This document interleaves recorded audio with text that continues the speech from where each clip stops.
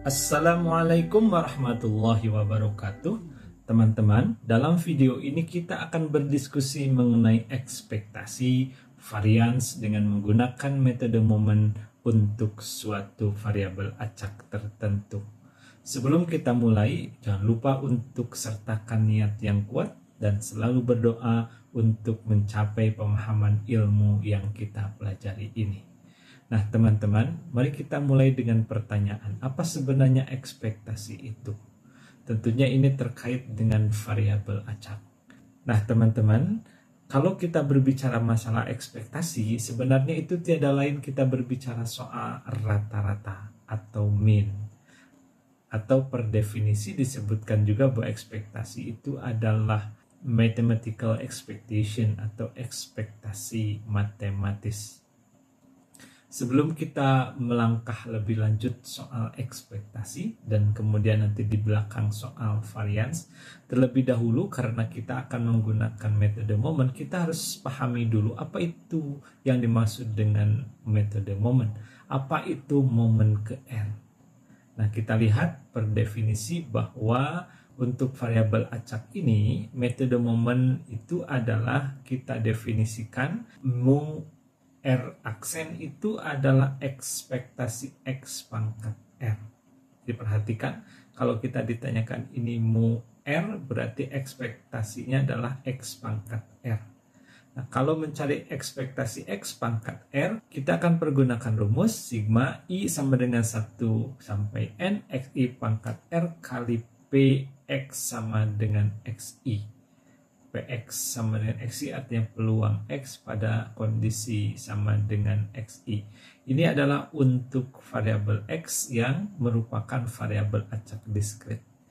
Kemudian untuk variabel acak kontinu kita akan mempergunakan rumus integral dari min tak hingga sampai plus tak hingga x pangkat r kali fx dx. Jadi perbedaannya seperti yang sudah kita pelajari ketika membahas pembagian antara variabel acak diskrit dan kontinu adalah di operator yang dipergunakan. Ya, kalau yang diskrit menggunakan sigma, kalau yang kontinu menggunakan integral. Nah, dengan bekal ini kita akan sekarang pahami atau kita uraikan satu persatu, kita coba pahami lebih dalam lagi. Jadi kalau kita berbicara momen keberapa, misalnya momen ke-1, berarti kita akan menentukan harga mu 1 aksen, yaitu sama dengan ekspektasi X. Kalau dia variabel acak diskrit, maka dicari dengan rumus sigma I sama dengan 1 sampai N XI kali P X sama dengan XI. Kalau dia kontinu, ini adalah integral dari min tak hingga sampai plus tak hingga x kali fx dx. Kemudian untuk momen kedua, berarti kita akan mencari nilai mu 2 aksen.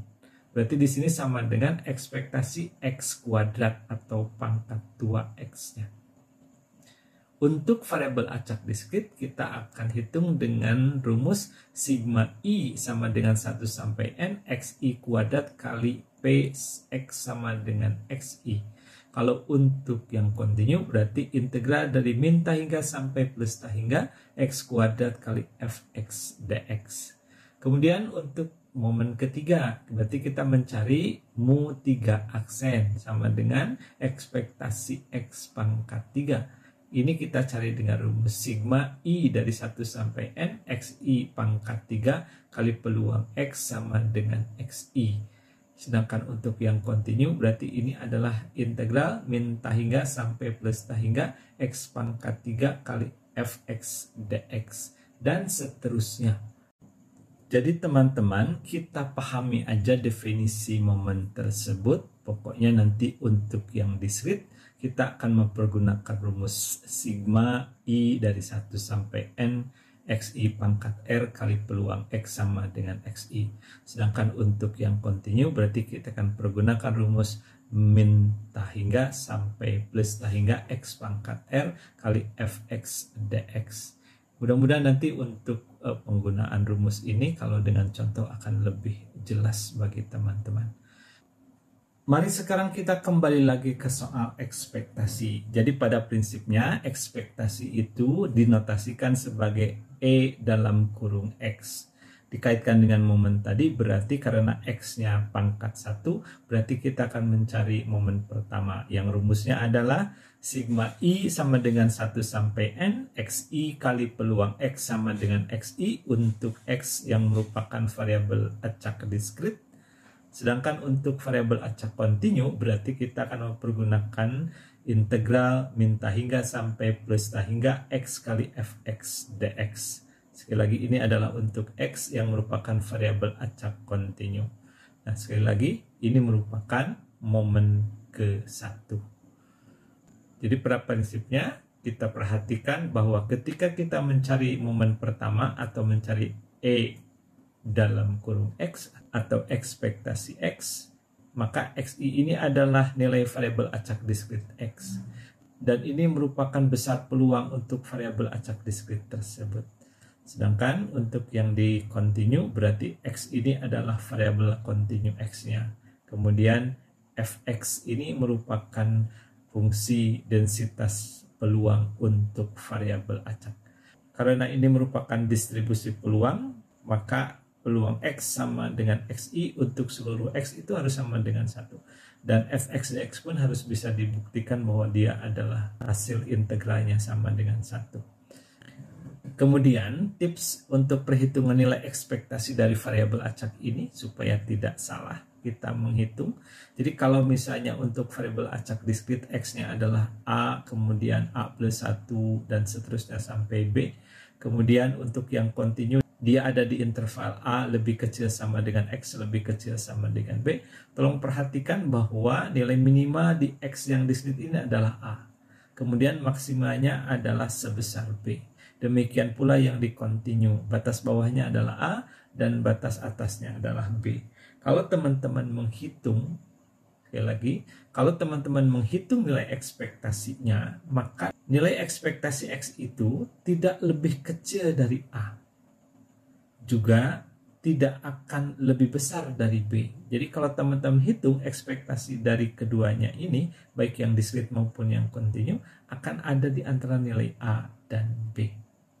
Sekali lagi, kalau lebih kecil dari A berarti itu salah. Atau lebih besar dari B itu juga salah. Dan sekali lagi, harus dipastikan bahwa kedua ini merupakan fungsi peluang. Atau kalau untuk kontinu berarti dia harus PDF, sedangkan untuk diskrit dia harus PMF.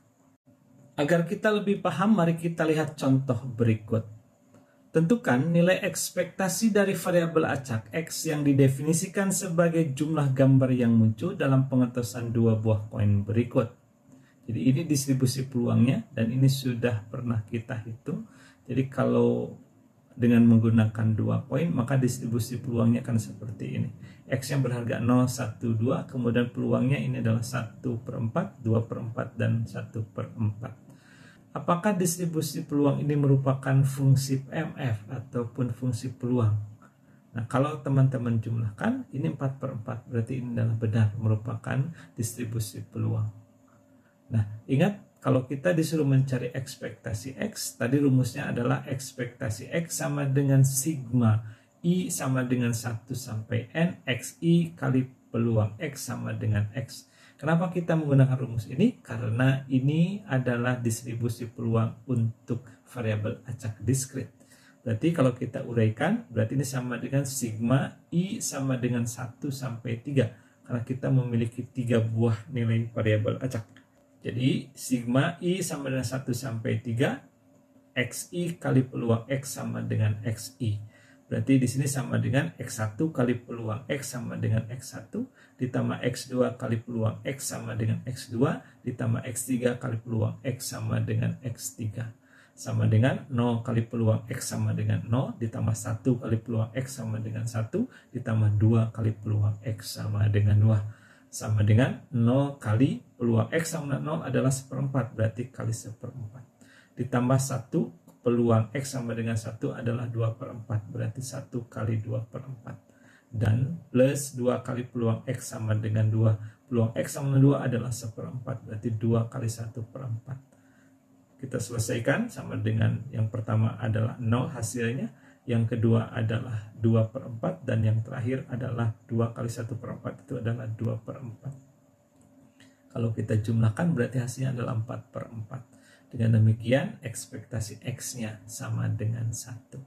Perhatikan baik-baik bahwa nilai ekspektasi yang kita peroleh itu, perhatikan yang paling kecil X-nya adalah 0, yang paling besar adalah 2.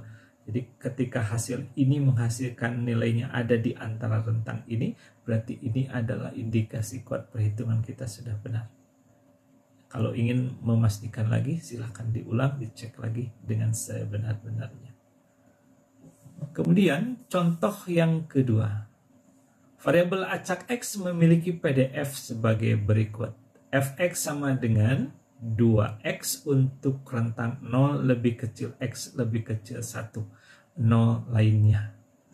Kalau teman-teman diminta tentukan nilai ekspektasi X-nya, apa yang harus kita lakukan? Ingat bahwa ini adalah variabel acak kontinu. Dan ekspektasi X-nya berarti rumus yang dipergunakan adalah integral dari min hingga sampai plus hingga X kali Fx dx. Langkah pertama atau hal yang penting adalah harus kita pastikan apakah fungsi tersebut adalah PDF. Karena sekali lagi, kalau perhitungan ekspektasinya didasarkan kepada fungsi yang bukan PDF, hasilnya tidak akan benar. Jadi tahap pertama harus kita pastikan dia adalah merupakan PDF. Fungsi peluang ini pembuktiannya ada di video tentang variabel acak kontinu, dan kita sudah buktikan bahwa fx ini merupakan PDF atau probability density function. Karena ini PDF, kita berarti sekarang bisa hitung berapa nilai ekspektasi X-nya. Ingat, ini rumus yang dipakai, berarti kita uraikan.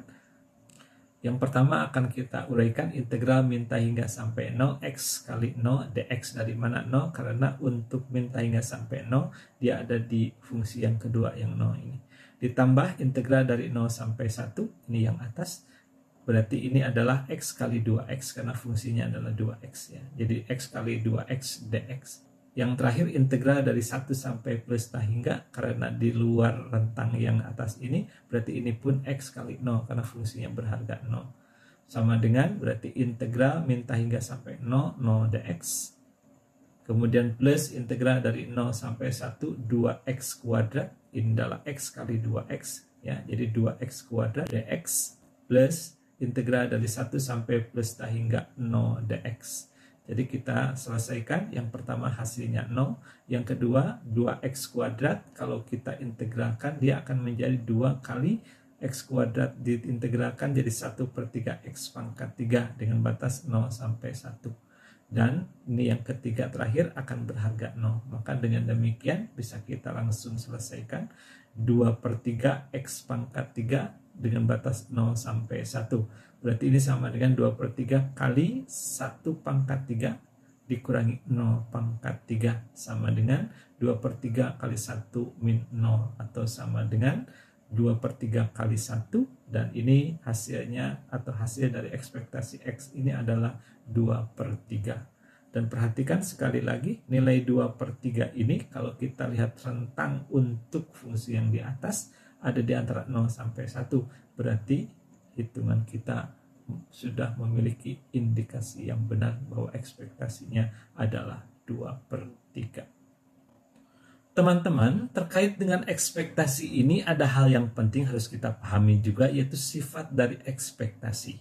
Sifat dari ekspektasi ini dapat kita pergunakan dalam kasus berikut. Misalkan variabel acak X memiliki nilai ekspektasi X tertentu. Jika terdapat variabel acak lain yang merupakan fungsi daripada X, misal Y sama dengan AX plus B, maka nilai ekspektasi dari Y atau variabel yang dinyatakan dalam X ini dapat dihitung dengan rumus ekspektasi Y sama dengan ekspektasi AX plus B.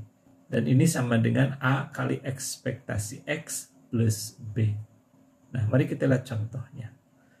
Misalkan diketahui Y sama dengan 2X plus setengah. Jika diketahui nilai ekspektasi X sama dengan 3, tentukan nilai ekspektasi Y. Perhatikan, dengan menggunakan rumusan ini, berarti ekspektasi Y sama dengan ekspektasi Y itu persamaannya adalah 2X plus setengah. Berarti di sini kita masukkan 2X plus setengah. Sesuai dengan rumus ini, maka kita bisa selesaikan menjadi 2 kali ekspektasi X ditambah setengah. Berarti ini adalah, perhatikan, ekspektasi X-nya adalah 3, berarti ini sama dengan 2 kali 3 plus setengah. Berarti ini sama dengan 6 plus setengah. Dengan demikian, maka ekspektasi Y sama dengan 6 setengah. Jadi sekali lagi, untuk sebuah variabel acak baru yang merupakan fungsi dari variabel lain dan kita ingin mencari nilai ekspektasinya, sedangkan variabel yang ada di persamaan tersebut sudah memiliki ekspektasinya, maka ekspektasi tersebut dapat dipergunakan untuk menghitung ekspektasi dari variabel acak baru tadi. Yang jelas ingat-ingat rumus ini. Jadi sekali lagi, ekspektasi Y sama dengan, kalau misalnya Y-nya adalah AX plus B, berarti bisa dihitung dengan A kali ekspektasi X plus B.